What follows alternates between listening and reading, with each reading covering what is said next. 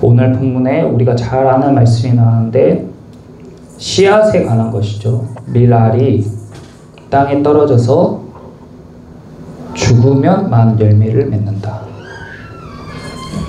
이것에 관해서 같이 한번 묵상해보고 나눌 것인데, 먼저 오늘 본문에 보면 20절, 21절에 명절에 예배하러 올라온 사람 중에 헬라인 몇몇이 있었어요. 헬라인이라는 것은 예수님을 알지 못하는 이방 사람이죠. 그러니까 교회를 안 다니는 사람이에요.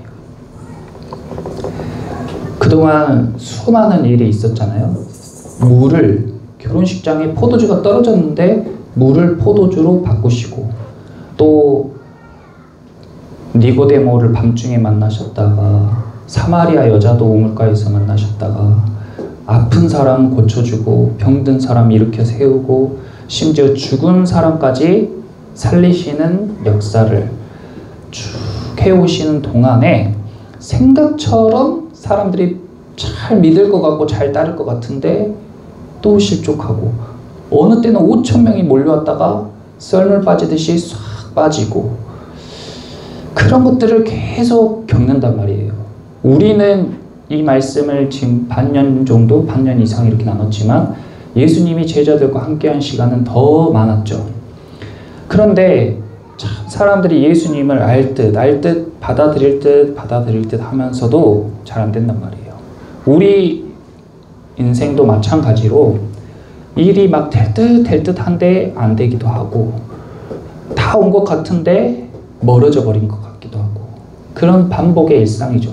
그런데 오늘 딱 예수님을 알지 못하는 이방 사람들이 찾아와서요, 예수님을 21절 뒷부분에 우리가 예수를 배우고자 합니다, 이런 거예요.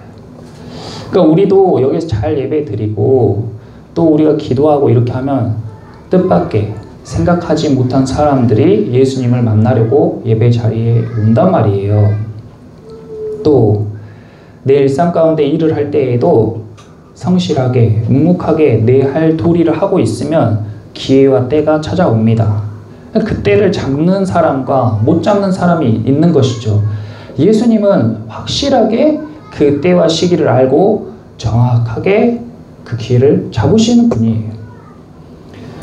보통의 교회라면 이제 새로운 신자들이 왔다, 예수님을 모르는 사람들이 왔다, 그러면 막 극진하게 막 이렇게 여기면서 좋은 말, 그리고 상처받지 않게 애지중지하면서 이렇게 막 하겠잖아요. 그런데 예수님은요, 그 헬라인들의 방문을 보시면서 인자가 영광을 얻을 때가 왔도다, 이렇게 이야기를 했어요. 그러니까 그 쓰는 단어와 의미가 완전히 다릅니다. 제자들은 예수님이 내가 드디어 영광을 얻을 때가 왔다 하니까 드디어 우리가 예수님 쫓아다닌 게 드디어 빛을 보는구나. 이제 이스라엘의 왕이 아니라 전 세계의 왕으로 예수님이 급부상하는구나. 이제 헬라인들까지 와가지고, 헬라가 소크라테스, 아리스토텔레스, 플라톤이 사는 그 나라가 헬라예요. 그러니까 그 세계의 중심지, 세계의 생각과 사상의 중심지인 사람들까지 이제 예수께 와서 배우려 하고 예수님을 왕으로 모시려고 하구나. 와, 예수님이 영광을 받으시면 우리도 다 한자리 하겠지? 제자들은 아마 그렇게 생각했을 것이지만 예수님은 이제 내가 영광을 얻을 때가 왔도다 하면서 그 다음에 바로 이어서 뭐라고 말씀하세요? 내가 진실로 진실로 너희에게 이르노니 한 알의 밀이 땅에 떨어져 죽지 아니하면 한 알 그대로 있고 죽으면 많은 열매를 맺느니라. 그러니까 예수님이 지금 내가 열매를 맺을 때가 됐다, 내가 열매를 맺을 때가 됐다. 근데 그 열매를 맺는 방법이 뭐예요? 그 열매를 맺는 방법이 죽으라는 거예요. 지금 예수님을 모르는 사람들이 예수님을 만나러 왔습니다. 교회를 안 다니던 사람들이 교회에 딱 왔는데 처음 보자마자 첫 마디가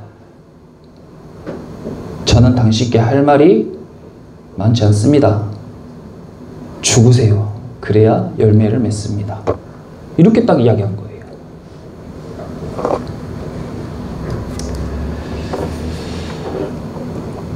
그리고 예수님은 진짜로 죽으러 가시죠. 십자가에 죽으러 가시는 거예요. 그것이 열매 맺는 방법이며 그것이 영광을 얻는 방법이다.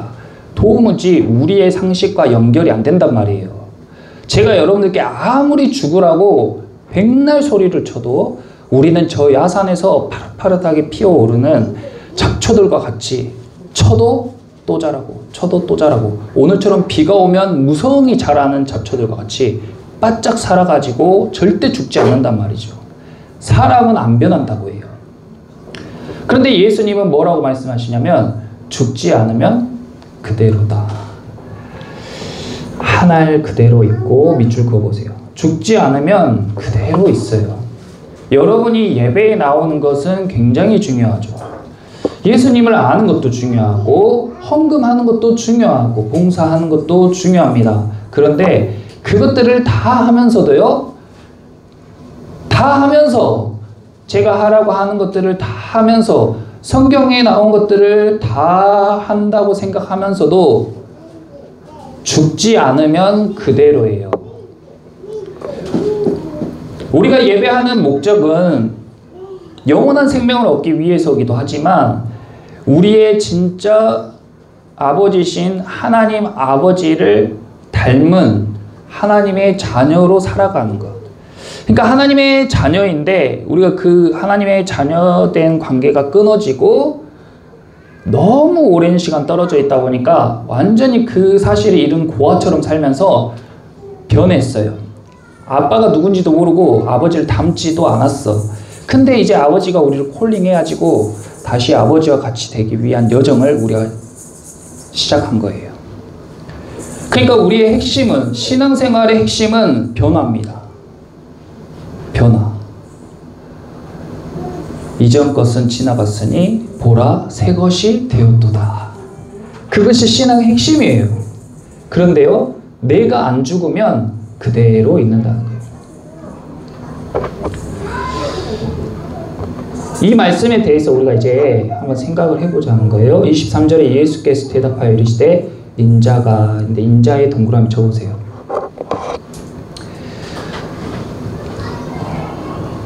예수님은 때와 시기를 분명히 알고 그리고 자기를 어떻게 호칭해야 되는지 자기가 누구인지를 명확하게 아시는 분이에요. 우리는 내가 누군지 어떻게 해야 되는지 혼란스럽고 잘 모를 때가 많아요. 예를 들어보면 이런 겁니다. 예수님은 이름은 예수예요. 주님이라고도 불려요. 그리스도라고도 부릅니다. 또 어쩔 때에는 나는 생명의 떡이라고 했어요. 마르지 않는 샘이라고 했어요. 하나님의 아들이라고 했어요. 예수님은 자기를 부르는 호칭이 엄청나게 많아요. 그런데 아무 때나 그냥 쓰고 싶은 것을 막 쓰는 게 아니라 그 상황과 시기와 환경에 가장 적합한 말로 자기를 표현한다고요. 그러니까 저는 이름은 노영민이에요. 교회에서 목사예요. 밖에 나가서는 작가로도 활동을 해요. 가정에서는 노아의 아빠예요. 와이프한테는 남편이죠. 여러분들한테는 친구가 될 수 있고. 그러니까 그 상황과 시기에 적절하게 자기 호칭을 쓴다는 건 자기 자신의 위치를 알고 자기 자신의 정체성이 분명하다는 거예요. 그런데 제가 교회에 있으면서 예배를 드리는데 누군가 새로운 신자를 교회에 데리고 왔다고 가정해 보겠습니다. 우리 형진 성도가 예를 들어 같이 일하시는 분을 이제 모시고 왔어요. 이제 목사님에 대해서 좋게 이야기하고 데리고 왔겠죠? 그래서 딱 이제 첫 만남에 인사를 딱 하는데 제가 아이고 안녕하십니까 저 노아 아빠입니다 이렇게 인사하면 그 사람이 어떻게 생각하겠어요? 당연히 그 사람은 저를 목사로 알고 왔겠죠. 그러니까 저는 처음 사랑교회의 목사입니다 이렇게 자기를 소개하는 것이 맞다는 겁니다. 헬라인들이 예수님을 알지 못하는 헬라인들이 예수님을 찾아왔을 때에 예수님은 자기를 그들에게 분명하게 소개했어야 돼요. 유대인들에게는 자기가 다윗의 자손이라고 소개했습니다. 그런데 헬라인들에게는 인자가라고 이야기를 한 거예요. 그러니까 이 인자라는 호칭이 중요한 거라는 거예요. 그런데 주님은 주인이란 뜻이죠. 예수는 죄에서 구원할 자라는 뜻이에요. 그리스도는 기름 부음 받은 왕이나 제사장을 지칭합니다. 그리고 다윗의 자손은 다윗 왕의 계보에 있는 다윗 왕의 그 자손들 중에 한 사람이란 뜻이고 다른 다른 것들은 다 무슨 뜻인지 명확한데 인자라는 말이 상당히 모호해요. 한자로는 사람의 아들이란 뜻이기도 해요. 그런데 인자라는 말이 쓰인 말씀을 살펴봤을 때 사람의 아들만으로는 해석이 아쉽죠. 대표적인 말씀 두 개를 제가 주보에다가 적었는데 주보 한번 봐보세요. 참고 내용에 시편 8장 4절에는 같이 한번 읽어보겠습니다. 인자가 무엇이라고 소개됐는지. 사람이 무엇이기에 주께서 그를 생각하시며 인자가 무엇이기에 주께서 그를 돌보시나이까. 딱 이 말씀 느낌이 인자는 별것 아니구나. 인자는 하찮은 사람을 뜻하구나. 사람이 보잘것없다 또는 하찮다, 작은 존재다, 이런 의미로 인자가 쓰였잖아요. 근데 바로 또 다니엘서를 읽어볼게요. 다니엘서 7장 13절에서 14절 같이 읽겠습니다. 내가 또 밤 환상 중에 보니 인자 같은 이가 하늘 구름을 타고 와서 옛적부터 항상 계신 이에게 나아가 그 앞으로 인도되매 그에게 권세와 영광과 나라를 주고 모든 백성과 나라들과 다른 언어를 말하는 모든 자들이 그를 섬기게 하였으니 그의 권세는 소멸되지 아니하는 영원한 권세요 그의 나라는 멸망하지 아니할 것이니라. 또 여기 다니엘서에 나오는 인자는 엄청난 존재예요. 엄청나게 초인적이고 초월적이며 신적인 능력과 권세를 지닌 사람, 그것을 인자라고 지칭했어요. 그 외에도 인자를 나타낸 말들이 너무 많죠. 그런데 한편에서는 인자를 가장 하찮은 사람으로, 한편에서는 인자를 가장 위대한 사람으로 표현해 놨다는 거예요. 그러니까 인자가 모호하죠. 확실한 것은 인자가 사람을 나타낸다는 겁니다. 주님, 메시아, 그리스도, 하나님의 아들, 이런 것들은 다 신적인 어떤 뉘앙스를 갖고 있는 단어인 반면에 인자는 확실하게 사람이라는 거예요. 그래서 이 인자라는 단어를 묵상하는데 저한테 딱 마음에 와닿는 감동이 뭐냐면, 인자는 하나님의 형상을 가장 완벽하게 표현한 인간이구나 라는 생각이 들었어요. 다시요. 인자는 하나님의 형상을 가장 온전하게 나타낸 사람. 그러니까 예수님은 굳이 인간의 몸을, 하나님이시면서 인간의 몸을 입고 이 땅 가운데 오신 이유가 죽으심으로 우리의 죄를 다 사하기 위해서인 것도 있지만 또 한 가지는 사람으로서의 완벽한 모델링을 보여주신 거예요. 인간이 인간답지 못하고 사람이 사람답지 못하니까 예수님께서 본을 보이셨다고요. 아무개야, 인간은 그런 게 아니야. 인간은 이렇게 살아야 돼. 아무개야, 사람은 그런 게 사람이 아니야. 사람은 이렇게 살아야 돼. 하고 완벽한 인간, 완벽한 사람의 롤 모델. 그래서 주보 참고 내용에 보시면 골로새서 1장 15절에 그는 보이지 아니하는 하나님의 형상이시요 그랬죠. 예수님을 나타낸 말이에요. 모든 피조물보다 먼저 나시니. 또 고린도후서에는요. 그 중에 이 세상에 신이 믿지 아니하는 자들의 마음을 혼미하게 하여 그리스도의 영광에 복음의 광채가 비치지 못하게 함이니. 이 말이 무슨 말이냐면 이 세상의 신이 우리의 마음을 혼미하게 해가지고 하나님의 형상이 나타나지 못하도록 막는다는 거예요. 사람이 사람답지 못하고 인간이 인간답지 못하게 하나님이 사람을, 인간을 하나님의 형상으로 만드셨는데 이 세상의 신이 그것을 나타내지 못하게 막고 있다는 거예요. 그런데 그리스도는 하나님의 형상이니라.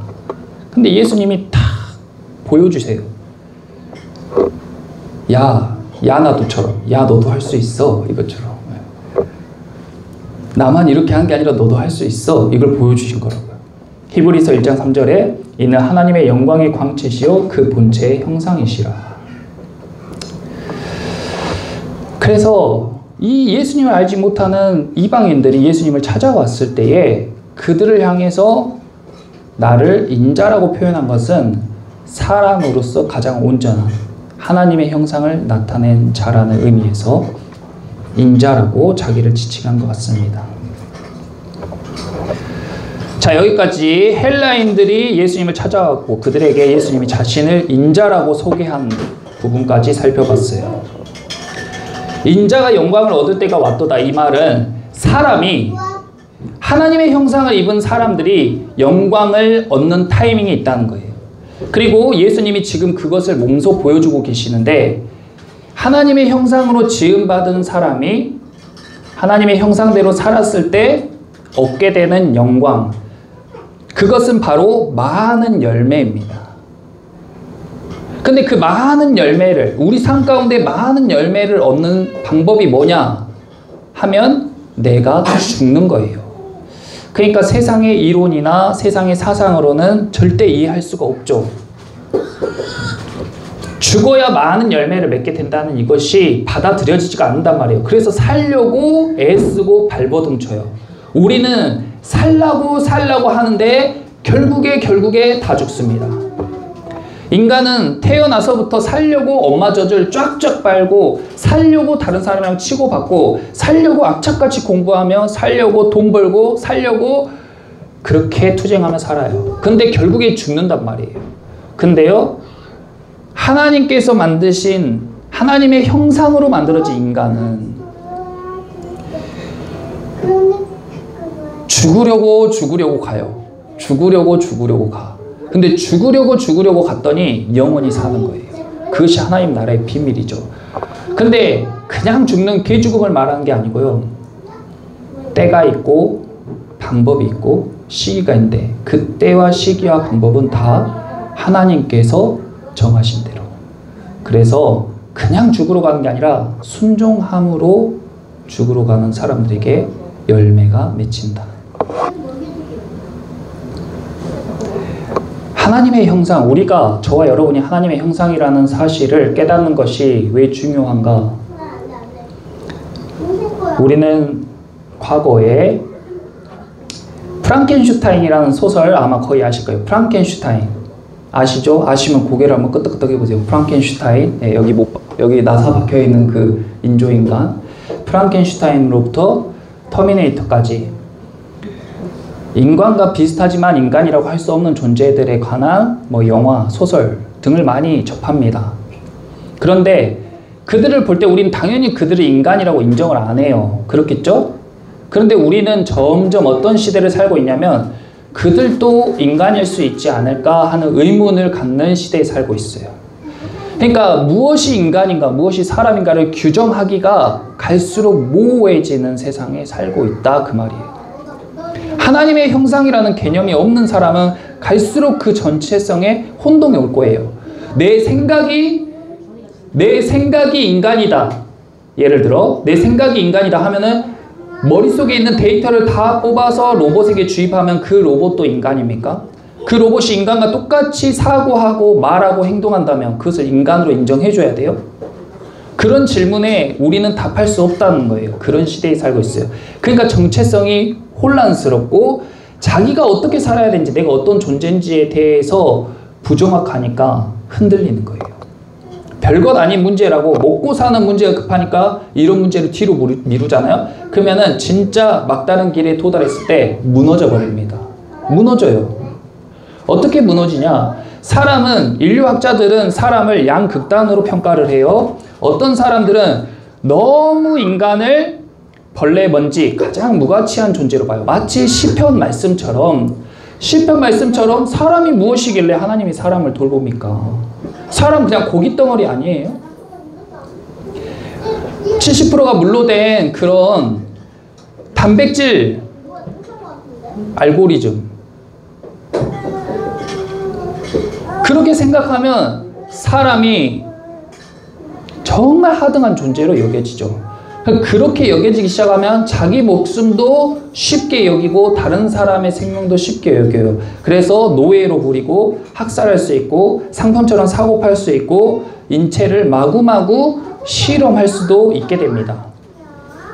또 반대로요. 사람을 다니엘서에 나온 것처럼 너무 초월적인 신적인 존재, 대단한 존재로 생각하게 되면 자기가 신이 되려고 해요. 군림하려고 해요. 다스리려고 해요. 영원히 살고 싶어 하고 많은 사람들을 자기 뜻대로 부리려고 하고 이단 사이비 교주들처럼 인간을 자기가 생각하는 모습으로 조종하려고 그런 병리적 현상이 발생한다는 겁니다. 그러면 여기 있는 사람들은 우리가 평범한 사람들이기 때문에 이런 극단적인 모습을 안 보일 뿐이지 자기 마음 안에요 어느 한쪽으로 치우쳐 있어요. 내가 약간 사람을 경시하든지 아니면 사람을 너무 과대평가하든지 균형감 없이 경시되어 있어. 그리고 기울어진 쪽에 맞게 우리는 생각하고 말하고 행동해요.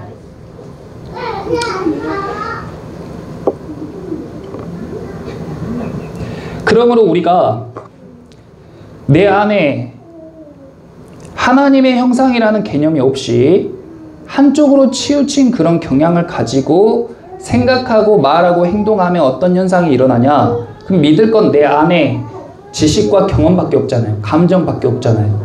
그러니까 그것을 따라가는 자기 기만 능력에 완전 치우쳐 살아가게 되는데 그렇게 되면 점점점 극단으로 치닫게 돼요. 점점점 극단으로. 나이가 먹을수록 점점점 극단으로.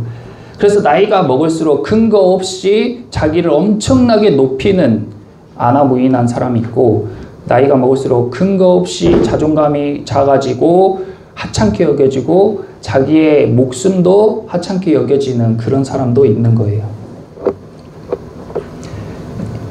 그러므로 우리가 모두 복음으로 온전해져야 되는데 예수님께서 말씀으로 온전한 인간이란 이런 모습이야. 온전한 모습이란 이런 모습이야. 딱 본을 보이시고 그리고 하나님의 형상은 이런 모습이야 하고 살아가시는 거 보여주시니까 우리가 말씀을 배우고 예수님의 능력을 힘입으면 힘입을수록 우리는 온전한 사람, 온전한 인간의 모습을 회복하게 돼요. 나는 원래 이래가 아니에요. 나는 원래 이래가 아니에요. 내가 예배를 드리고 깨달은 바가 있으면 변해야 돼요. 아주 사소한 말 한마디 아니면 나쁜 습관 변해야 돼. 우리는 지금 북스터디를 통해서 책을 읽고 있어요. 근데 우리의 본성은 하나님의 형상을 잃어버린 본성은 책 읽기를 싫어해요. 그런데 책을 안 읽으면서 자기 변명을 하는 사람이 있고 자기 자책을 하는 사람이 있어요. 근데 그것이 아니고 그리스도인으로 살아간다는 것, 신앙생활 한다는 것은 내 힘이 아니라 하나님의 형상을 회복해서 하나님의 능력을 힘입어서 내가 할 수 없는 책 읽기를 하는 것이 그리스도인의 삶의 모습이에요. 그러면서 하나님의 능력을 경험하고 책 읽을 수 없는 사람이 책을 읽었을 때 하나님께 영광을 돌리는 겁니다. 자식이 아버지는 집에서 핸드폰 하고 있어요. 자식은 공부를 해야 돼. 어떤 아버지는 야 봐보세요. 우리는 거의 다 가정을 가질 거고 가지고 있기 때문에 굉장히 중요한 문제예요. 자식이 있어요. 아버지는 핸드폰을 해. 근데 자식이 자기도 핸드폰을 하고 싶어. 그래서 아빠 나도 핸드폰 하고 싶어요. 했을 때 우리는 어떤 부모가 돼야 돼요? 하나님의 형상을 알지 못하는 부모는 학생이 무슨 핸드폰이야? 넌 공부나 해. 아빠는 컸으니까 핸드폰 할 거야. 이런 모습이 있고 또 한 아버지는 그래 너도 공부하지 마. 게임해. 괜찮아. 근데 놀라운 사실이 이 두 가지 모델 다 자기가 잘하고 있다 생각해요. 자기가 잘하고 있다 생각해. 근데 하나님의 형상을 닮은 온전한 아버지는 어떻게 해야 돼요? 미안하다. 핸드폰을 끄고 같이 공부하자. 아빠가 도와줄게. 이것이 단편적이지만 하나님의 형상을 회복한 사람의 모습이라는 거예요. 내가 책을 읽지 못하는 수만 가지 변명을 만들 게 아니라 예수님의 힘을 힘입어서 책을 읽는 인간으로 업그레이드 되는 게 그리스도인이라고요. 그 외에도 수만 가지 내 말투, 내 생각, 내 약점, 내 나쁜 습관을 하나하나 고쳐가는 거예요. 내 힘이 아니라 예수님의 능력으로. 그것이 복음이라고요.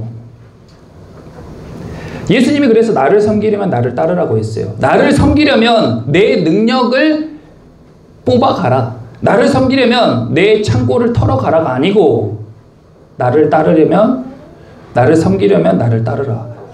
예수님을 믿고 따라가기로 결정했으면 예수님 닮으라고요. 우리는 책을 쓰지는 못해도 그래도 읽을 수는 있어야 되잖아요. 예수님은 이 두꺼운 책을 써서 우리한테 주셨잖아요. 책은 단편적인 거고 예배도 야단치는 거 아닙니다. 저도 부족한 게 많고 저도 약점이 많아요. 근데 우리는 그것을 힘들고 어려운 것을 힘들고 어려우니까 못해요 하는 것은 하나님의 형상을 잃어버린 죄인의 습성이에요. 그런데 하나님의 형상을 회복한 그리스도인은 나는 할 수 없고 지금 할 수 없는 상황이지만 그것을 극복하는 것이 그리스도인들의 모습이라는 거예요. 다윗이 골리앗을 어떻게 이겨요? 아브라함이 아무것도 없이 이사를 어떻게 갑니까? 예수님이 어떻게 십자가를 져요? 할 수 없는 거예요. 할 수 없는 것. 근데 그 할 수 없는 것을 하는 게 그리스도인들의 삶입니다. 사소한 것부터 해보는 거예요. 아주 사소한 거예요. 내 수입의 10분의 1 내는 거 사소한 거죠. 사소한 거. 10분의 9 내고도 사는 사람들이 많아요. 거기도 못 넘어가면 어떡해요? 책 읽기도 못 넘어가면 어떡해요?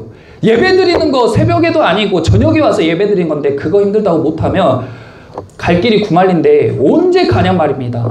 물론 기다려주죠. 기다려줄 거예요. 하지만 가보자 할 수 있다.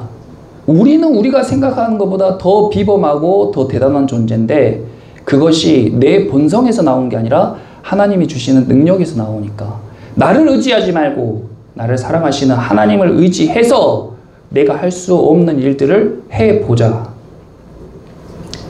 그래서 나는 예수님과 같이 인자인데 아주 한찮고 미약한 존재지만 또 하나님께서 주신 능력과 권세로 영원히 나라를 다스릴 왕 같은 사람이고 제사장 같은 사람이다. 이 두 개의 정체성이 같이 있어야 돼요. 아주 균형감 있게.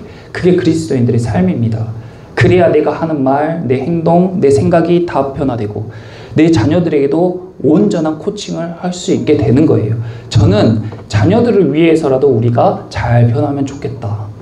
비겁한 나는 TV 보고 핸드폰 보면서 야 너는 공부해. 아니면 무책임하게 그래 너도 하지마. 아빠랑 같이 TV나 보자. 그러면서 자기는 좋은 아빠라고 좋은 엄마라고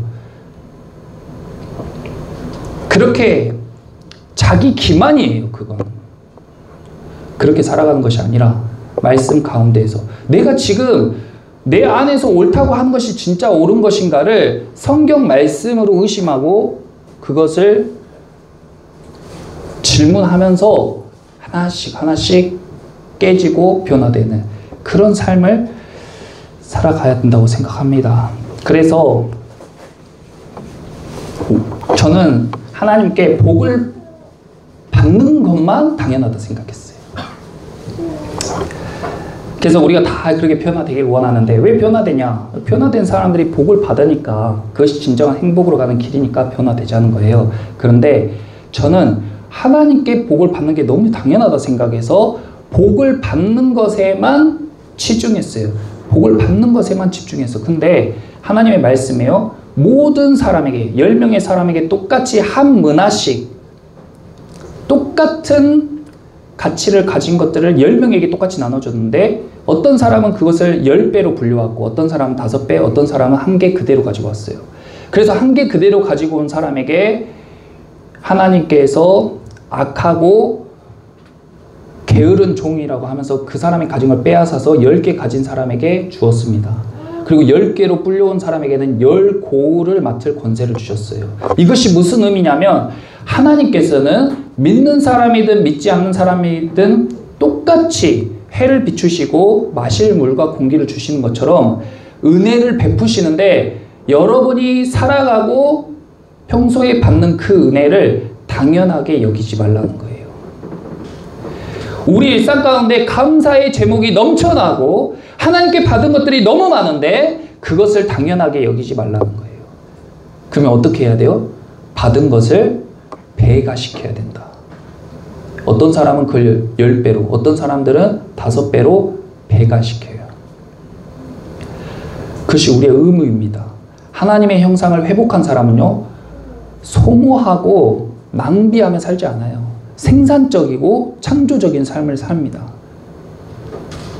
그래서 어떤 사람은요, 자기 번 거 자기가 다 해치워 먹어버리는 사람이 있고, 어떤 사람은 자기 목도 못 챙겨서 남의 것을 뺏어먹는 사람이 있고요, 어떤 사람은 자기가 받은 것으로 10배를 불려가지고 9명을 더 먹이는 사람도 있어요. 세상에는 배가 시키는 사람들 때문에 우리가 이렇게 풍족하게 사는 겁니다.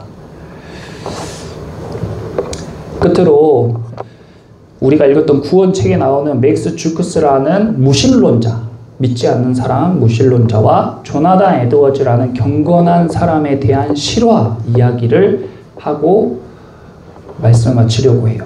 자, 읽어드릴게요. 믿지 않는 사람과 믿는 사람.